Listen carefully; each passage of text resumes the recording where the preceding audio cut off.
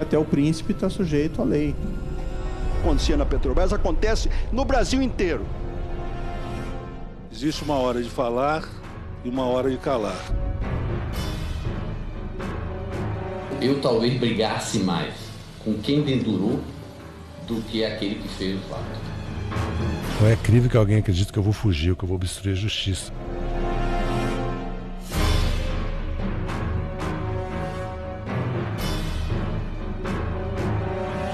Trabalhei dentro da mais estrita legalidade. Não renunciou a nada.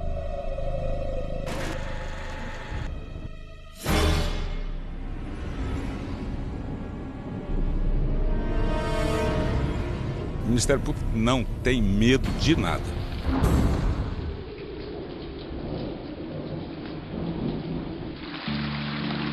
No momento em que a Lava Jato completa 3 anos, o poder instalado em Brasília se arma para enfrentar a maior ofensiva da operação até aqui. Ela tem a forma de uma lista de dimensões inéditas entregue pelo Procurador-Geral da República ao Supremo Tribunal Federal. Ali estão, entre mais de 300 solicitações, pedidos para investigar ministros do núcleo do governo Temer, os presidentes da Câmara e do Senado, a nata dos senadores e 2 ex-presidentes da República. Nada menos do que a elite política do país. Como já disseram mais de uma vez o juiz Sérgio Moro e investigadores da Lava Jato, o foco da operação não é a contabilidade das campanhas eleitorais.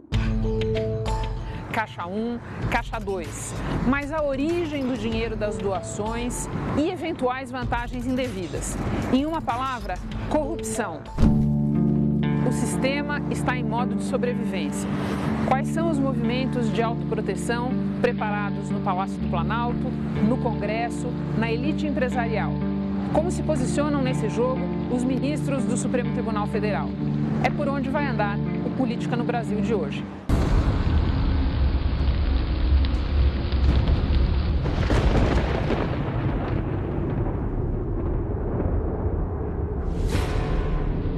Como ocorreu uma década atrás no Mensalão, o discurso de que dinheiros de campanha não registrados seria um delito menor e parte da cultura do país uniu políticos e empreiteiros. Sempre foi um modelo reinante no país, desde a minha época, da época de meu pai, da minha época e também de Marcelo.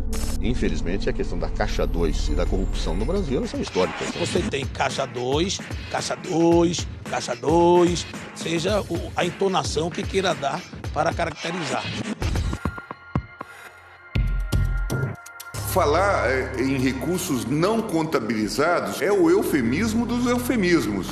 Temos a doação irregular, vamos chamar assim, informal, Caixa 2, que não teria outros vícios, em princípio? Acho estranho e muito, muito grave que alguém diga com toda tranquilidade que, ora, houve Caixa 2 é crime. Caixa 2 são os recursos para as campanhas não contabilizados. São os dinheiros clandestinos, captados de maneira ilícita. É a quebra da competição ética. É o desequilíbrio de forças que aniquila a base da democracia eleitoral. O mecanismo de financiamento subterrâneo do sistema político foi levado às últimas consequências pela Odebrecht, que chegou a montar um departamento exclusivamente dedicado à administração do propinoduto. A Procuradoria-Geral da República acabou de enviar aqui para o Supremo Tribunal Federal o pedido, então, de abertura de 83 inquéritos para investigar irregularidades cometidas pela Odebrecht e para demonstrar a participação de políticos envolvidos nessas irregularidades. Nascida dos 950 depoimentos de ex-executivos da Odebrecht, a segunda lista de Janot atingiu em cheio a elite política do país. O procurador-geral pediu ao relator da Lava Jato, ministro Edson Fachin, a abertura no Supremo de 83 inquéritos que envolvem pessoas com foro privilegiado, como 6 ministros do atual governo, os presidentes do PMDB e do PSDB, senadores influentes além dos presidentes da Câmara e do Senado. Todos alegam que receberam doações eleitorais legais. Depois que o inquérito for aberto, aí sim vão acontecer diligências, testemunhas serão ouvidas, os acusadores e os acusados também poderão se manifestar e depois de reunir várias provas, aí sim a Procuradoria-Geral da República decide se apresenta ou não uma denúncia contra esses políticos aqui no Supremo Tribunal Federal para o ministro Edson Fachin. E cabe ao ministro Edson Fachin aceitar ou não essa denúncia. Investigação não é condenação, está longe de ser condenação. O financiamento irregular de uma campanha pode ser fruto de suborno, como pode também não ser fruto de suborno, de corrupção. Esse vínculo vai depender de circunstâncias que você possa esclarecer no caso concreto. Então é possível que você tenha, por exemplo, um delator, uma pessoa que confessa os crimes e diga, olha, a minha empresa colaborou para aquela campanha como contrapartida de um determinado contrato que a gente conseguiu estabelecer. Ou colaborou naquela campanha na expectativa de obter um benefício XYZ. Constar o nome da lista num processo de investigação não é sentença. Eu confio na justiça do meu Brasil. Eu acho que o que nós temos é que trabalhar. E trabalhar também focado nessa questão da lista do Janot. Em relação a foro privilegiado e em relação a não admitir, não aceitar a legalização ou anistia ou Caixa 2. Agora passam das 8 horas, um dia depois da liberação da lista de Janot, e a gente viu que o dia foi de muita articulação, principalmente nos bastidores, no cafezinho. Não acredito que seja possível a continuidade do financiamento privado. Eu nunca vi essa conversa de se conversar sobre anistia. Eu vejo a mídia falar isso, eu vejo os jornais, a televisão, mas a mim ninguém nunca procurou para isso. O plenário ficou inicialmente vazio, depois você teve um número maior de deputados, inclusive votação, mas a movimentação mesmo ficou no bastidor, ficou nessa articulação, tanto por uma possível anistia ao Caixa 2, quanto para uma reforma política. Parecer isso agora, exclusivamente, junto com a anistia de Caixa 2 e sacralização absoluta do Caixa 1, é um pouco oferecer aspirina para curar uma doença degenerativa.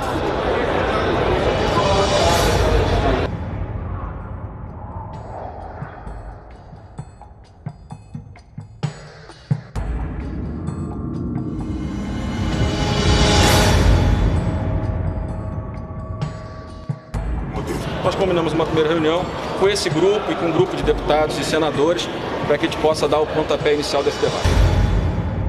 Não consigo entender como é que nós vamos fazer financiamento de campanha público se não tiver lista fechada. Não adianta nada falar-se de criar um sistema público, por exemplo, de financiamento, com o sistema que hoje nós temos de lista aberta. As aberturas de inquérito apresentadas pelo Procurador-Geral Janot faz com que uma rede de proteção dessa casa surja mais uma vez esse movimento, que dessa vez é capitaneado pelo PMDB, pelo governo, pelo PSDB e pelos democratas, de fazer a lista fechada mais uma vez na ordem partidária. Vocês viram aí que o deputado falou em voto em lista fechada. Como funcionaria isso? Bom, o partido ele faria uma lista com deputados. Isso teria uma ordem, primeiro, segundo, terceiro, quarto deputado. O eleitor não votaria mais no deputado em si, e sim no próprio partido. E aí o partido que tivesse o maior número de votos conseguiria eleger o maior número de deputados. Eles achavam que antes o voto em lista favoreceria só o PT. E o segundo, que é a realidade dos fatos. Não há como continuar o modelo de financiamento privado e empresarial de campanhas eleitorais. É a lógica de tentar sustentar o foro privilegiado. Qual é a ideia deles? Claramente, garantir a lista fechada garante a manutenção dos caciques no sistema político, é uma estratégia de defesa do estabelecimento político para o furacão que está em curso. Nilson, nós já vimos esse filme acontecer algumas vezes aqui no Congresso, uma mobilização de bastidores que alguma hora resulta numa proposta formal ou informal de legislação, mecanismos para que os parlamentares se protejam, para que o governo se proteja do avanço da Lava Jato. A gente já viu isso tentar ser feito naquele pacote das 10 medidas anticorrupção. É isso que nós queremos? Já vimos uma discussão a esse respeito numa reforma eleitoral para o pleito de 2018 e agora parece que é na Comissão de Reforma Política que essas discussões estão centralizadas. Exatamente, Renato. Só que eu acho que tem uma diferença do anticorrupção. Acho que os parlamentares eles perceberam que não vai dar para passar uma medida dessa na calada da noite.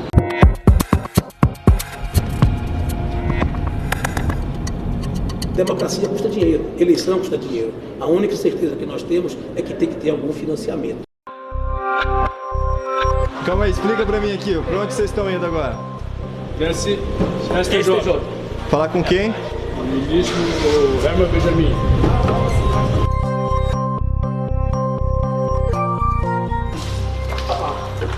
Então, deputado, o que foi discutido aí?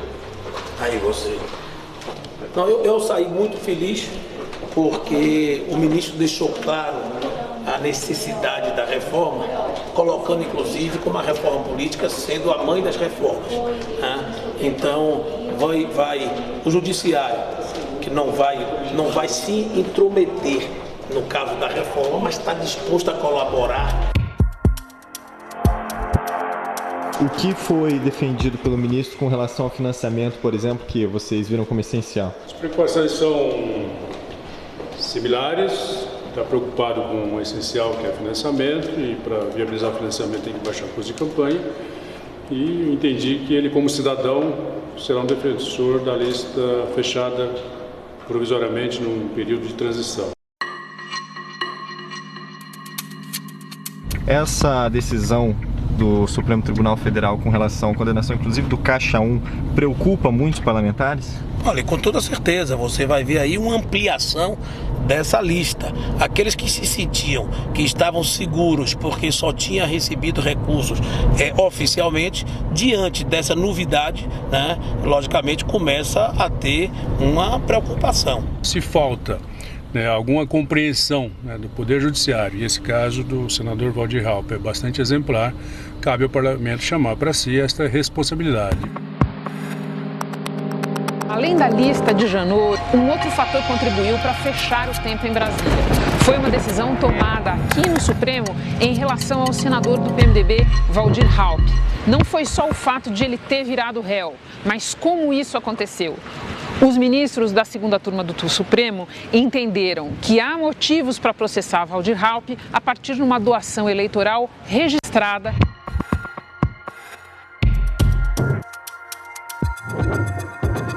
Caixa 1, portanto, mas suspeita de ter sido feita com dinheiro de propina, com dinheiro de corrupção. Concluo que os elementos colhidos durante a investigação também indicam, ao menos em tese, a possibilidade de cometimento do delito de lavagem de dinheiro. Ele nega ter recebido vantagem indevida, mas virou réu por corrupção passiva e lavagem de dinheiro. Ao considerar base para processo uma doação de campanha declarada ao TSE, o Supremo derrubou o principal muro de contenção de danos que os políticos haviam erguido contra a Lava Jato.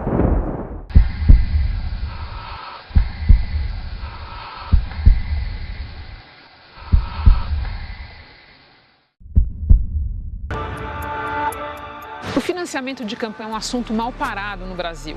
E as mudanças são quase sempre feitas às pressas, ao sabor de algum noticiário inconveniente. Não será diferente agora. Mas o que os políticos mais procuram no momento é uma nova legislação que preserve quem apenas fez Caixa 2 em campanhas eleitorais e agora também quem usou Caixa 1, mas pretende alegar que não sabia que o dinheiro veio de corrupção. Será o melancólico fim da Lava Jato. Aprovar a anistia de Caixa 2 significa deixar impunes os políticos, livres e com o dinheiro, e deixar na cadeia aqueles que foram associados a eles, empresários que deram o dinheiro e juntos praticaram crimes, as empresas fechando, empregos aos milhares se perdendo e os políticos saindo livres. O Brasil será alvo de um ridículo internacional. De 1993 a 2014, a lei permitiu que empresas fizessem contribuições para partidos políticos e campanhas de candidatos específicos no limite de 2% do faturamento bruto no ano anterior à eleição. Só em 2014, empresas doaram mais de 3 bilhões de reais oficialmente. Em setembro de 2015, com a Lava Jato já em pleno andamento, a regra mudou. Não há, portanto, comando ou princípio constitucional que justifique a participação de pessoas jurídicas no processo eleitoral. O Supremo proibiu o financiamento eleitoral por empresas. Só ficou valendo dinheiro público vindo do fundo partidário e dinheiro de pessoas físicas. Vamos lá, então, tentar encaixotar as doações eleitorais para ver os tipos que existem aí na praça. Existe a doação eleitoral vinda de um dinheiro limpo e registrada, declarada na prestação de contas do candidato. Esse é o caixa 1 clássico, digamos assim. E existe o caixa 2 clássico também, quando a origem do dinheiro não tem problema, mas a doação não foi declarada à Justiça Eleitoral. O que as investigações da Lava Jato estão mostrando com abundância é que existem também pelo menos 2 outros tipos de doação. A doação que foi registrada e que, portanto, pode ser considerada caixa 1, mas ela tem um problema na origem do dinheiro. O dinheiro veio de corrupção, veio de superfaturamento, veio de propina. Esse é o caixa 1 com corrupção. E existe também a modalidade de caixa 2, doação não registrada e sobre a qual paira um problema também na origem do dinheiro. Hoje, o caixa 2 é passível de punição pelo Código Eleitoral, que prevê até 5 anos de prisão, além de perda de mandato, para quem fizer declaração falsa de gastos. Mas quando se comprova que a doação não declarada resulta de propina, a punição é também penal, pelos crimes de corrupção e lavagem de dinheiro.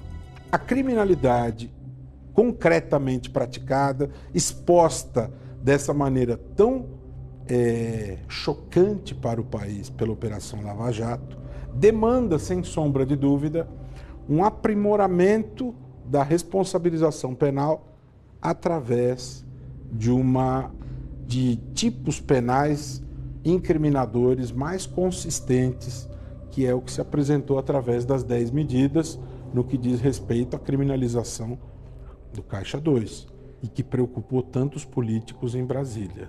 Essas medidas, elas surgiram quando a Lava Jato percebeu que a expectativa que a sociedade colocava sobre nós de transformação não ia ser alcançada pelo nosso trabalho. Uma das 10 propostas contra a corrupção feitas pelo Ministério Público determinava que beneficiários de doações não declaradas responderiam pelo crime de Caixa 2, com pena de 2 a 5 anos de prisão. No dia 30 de novembro, ao votar esse conjunto de medidas numa sessão de madrugada, a Câmara desfigurou o texto original. Nós estamos vindo a público hoje para denunciar o golpe mais forte desferido contra a Lava Jato, concretamente em toda a sua história, pelo Congresso Nacional. O discurso oficial é o de que é preciso diferenciar situações que, de fato, não são iguais perante a lei. Mas a gente precisa tomar cuidado, porque por trás do discurso da diferenciação, muita gente quer mesmo é confundir as coisas, porque na confusão mais gente escapa. O presidente da Comissão da Reforma Política não escapou da segunda lista de Janot. O procurador pediu a abertura de outros 211 inquéritos em variadas instâncias, no Superior Tribunal de Justiça, de governadores e de prefeitos. E ainda de políticos sem mandato, que perderam o foro, como o ex-governador Sérgio Cabral, o deputado cassado Eduardo Cunha, ambos presos, e os ex-presidentes da República, Lula e Dilma Rousseff. Também os ex-ministros Antônio Palocci e Guido Mantega, além do presidente da Fiesp, Paulo Scaff.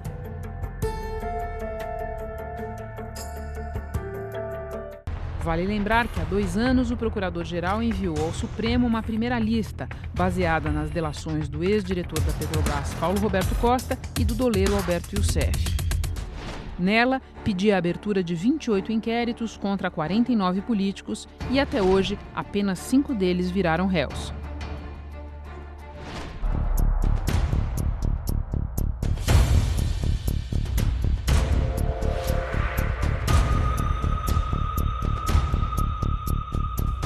Nós precisamos avançar para além da Lava Jato, para reformas do sistema político e para reformas do sistema de justiça. e o principal responsável por isso é hoje a sociedade brasileira e o Congresso Nacional.